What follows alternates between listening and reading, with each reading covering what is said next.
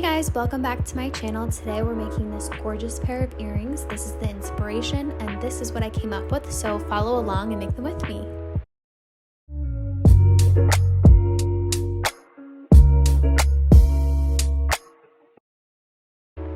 Time to get the goods. You're going to need tweezers or pliers, some thread, and then these really cute hoops are the ones I picked, but you can kind of pick whatever shape you'd like, actual earrings. And then the fun part are the beads. I have these pearls, shells, and some stars, whatever you're feeling. So you're gonna take your thread. You wanna cut over double of what you think your length will be, just in case.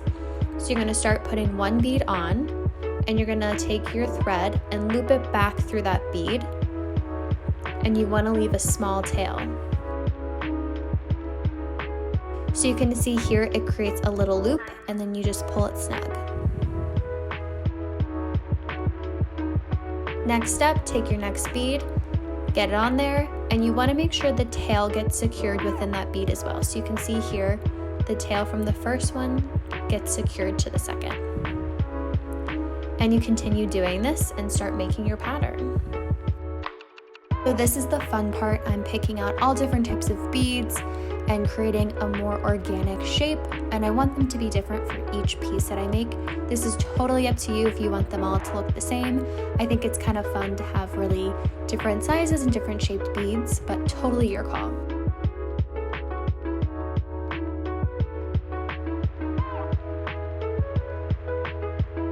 What I love about the inspiration image is the different shapes and sizes and types and colors of beads, and that's something I wanted to replicate in mine.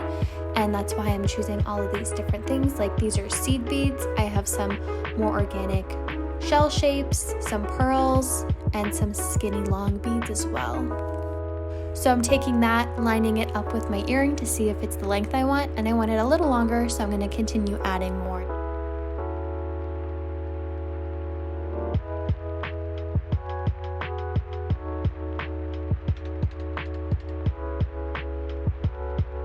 So to end this, you're gonna take your last bead, loop your thread on through. Don't pull tight yet. You're gonna push it back through that loop you just created, and this is creating a knot. Then you're gonna take that thread and try to loop it through the second bead.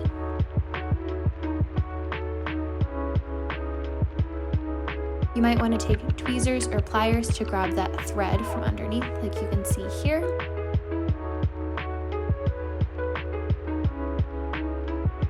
Then pull that snug. You're gonna loop around the beads that you just created, and we're gonna create a knot within that negative space between the two beads on that thread. So I'm making one knot, and then I'm gonna do this again just to make sure it's really secure and not gonna fall apart. So looping it through and pulling it snug.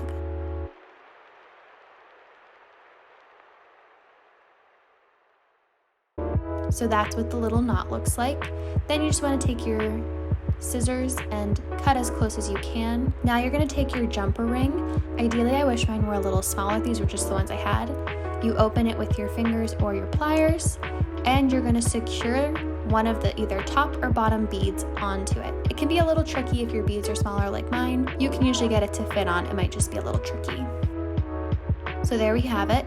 Then we're taking our earring, and you're gonna loop that through and close up the jumper ring with your pliers. So you just line them up like so.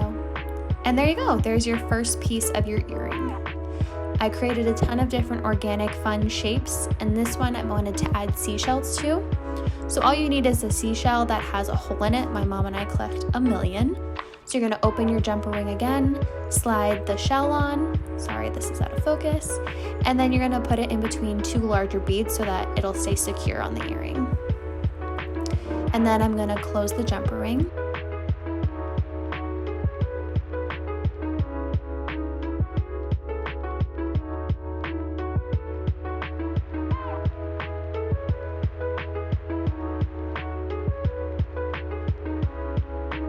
I thought it would be fun to add these stars as well. So I'm gonna take off those jumper rings and make a smaller little line. So you can see I added a new jumper ring to the hole. And you just add it onto your earring again. And I'm going to keep adding all of these jumper rings onto my earrings. I'm going to play around with the shape, make sure it feels full.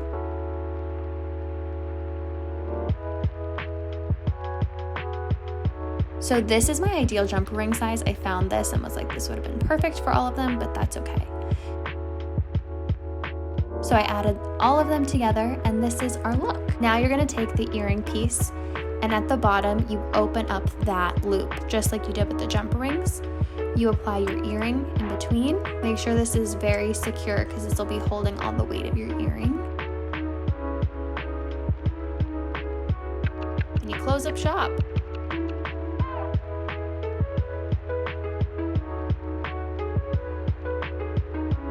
So that's 1 and 2, and this is the final dreamy product. So I really had a fun time making these. I want to see what you guys make.